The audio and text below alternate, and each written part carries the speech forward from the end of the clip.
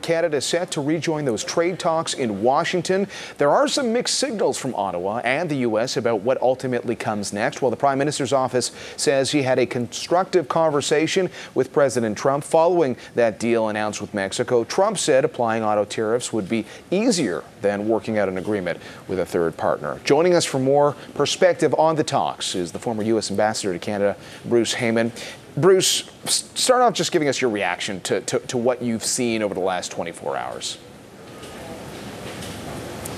Well, I think there's a great opportunity here. What we've seen over the last 24 hours is that the United States and Mexico have worked out their auto differences, and now bringing Canada back into the fold. I think we have a unique opportunity to maybe bring this to some type of conclusion or begin the final phase of the NAFTA negotiations. So I am not concerned right now for Canada's position. I know a lot of people were upset that Canada was on the sidelines, but think of it this way. Think of three people playing a game of cards.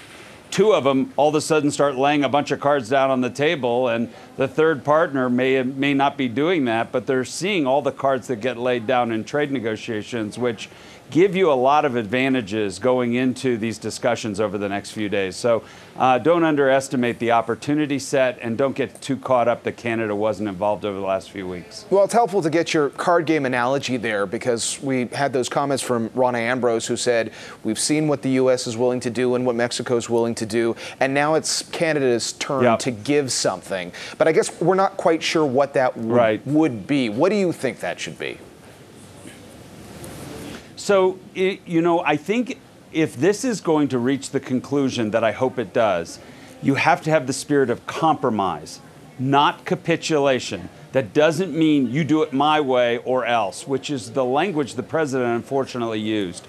So I'm hopeful the trade negotiators for the United States don't use the president's approach, but use an approach where they sit down and say, okay, you want A, I want B, let's find some middle ground where we both can compromise and get that done.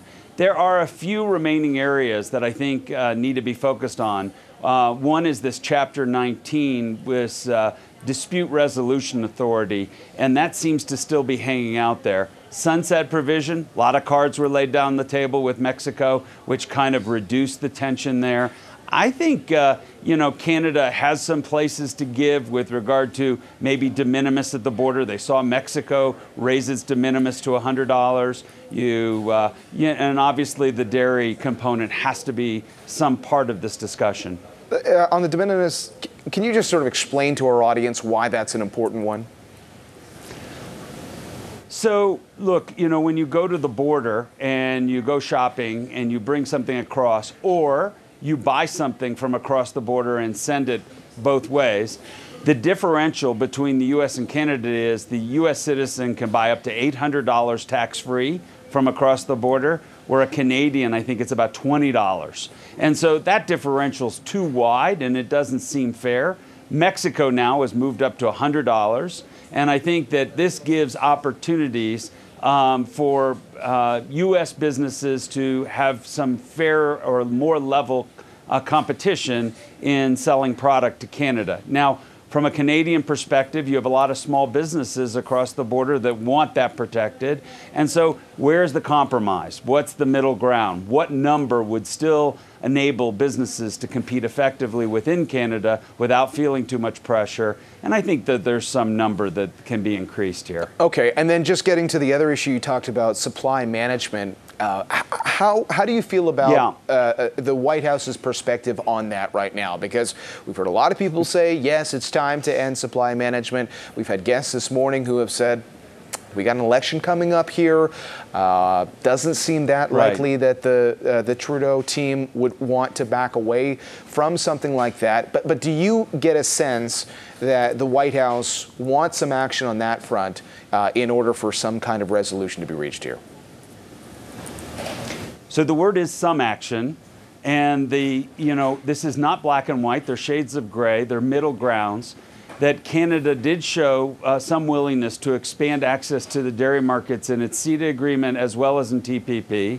And that I think that this ultra-filtered milk, which caused, I think, a lot of this to get agitated with Senator Schumer, who called me directly when things were changed in that regard. I think that there are small or medium things that can be done.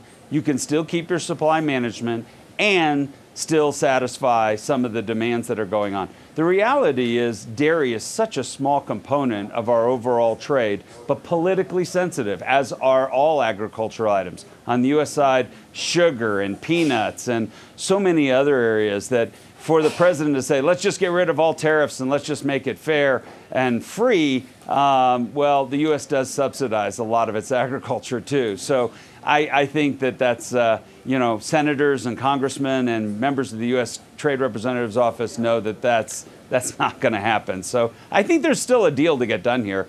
And I think we're in this window of the next 4 days, given the pressures of trying to get Peña Nieto to sign on to this. I think that given that, I think you have this unique window over the next 4 days to come to an agreement in principle. You can't, this deal is so complicated, it's impossible to get all the details worked out in 4 days. Sure. But it would give a win-win-win for three countries. And I think there's that possibility.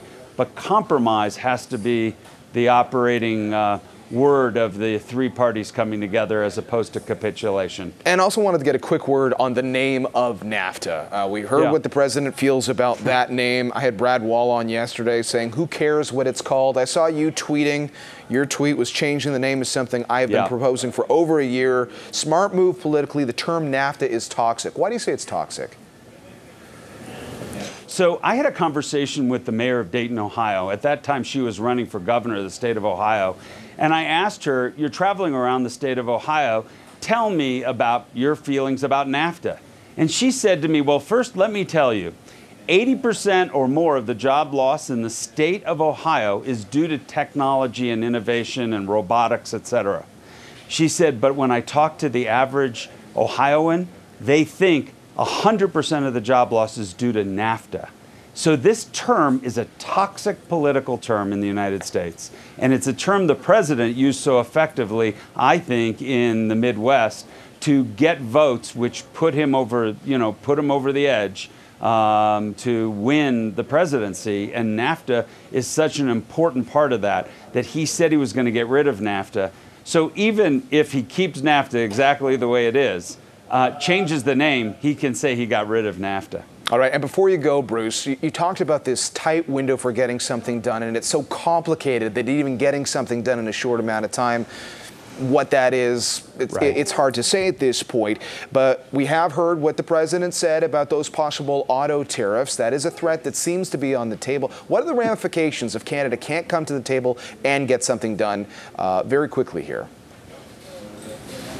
So I think you have three possible outcomes. One is you get to the table and you get something done in an agreement in principle by the end of the week.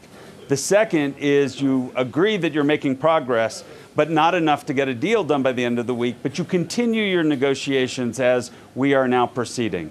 Or three, the president goes completely bonkers and hostile and does auto tariffs and rips up NAFTA and does all the things he has been threatening.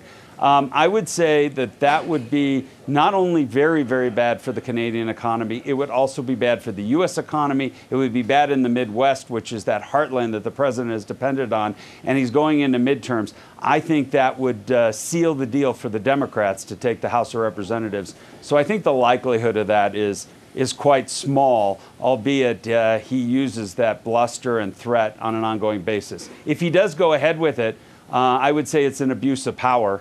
And Congress needs to get involved immediately because 232 was put in for national security reasons. There's no national security on autos coming in from Canada that we make together. So I think he's way over the line on that. And yet we talk about Chrystia Freeland making her way to Washington now. We talk about these tensions between our leaders and the U.S. leadership right now. I mean, does something have to happen even in this next day or two just to calm everybody down before you can start talking about getting some resolutions here? Are things truly tense at that level, at that personal level?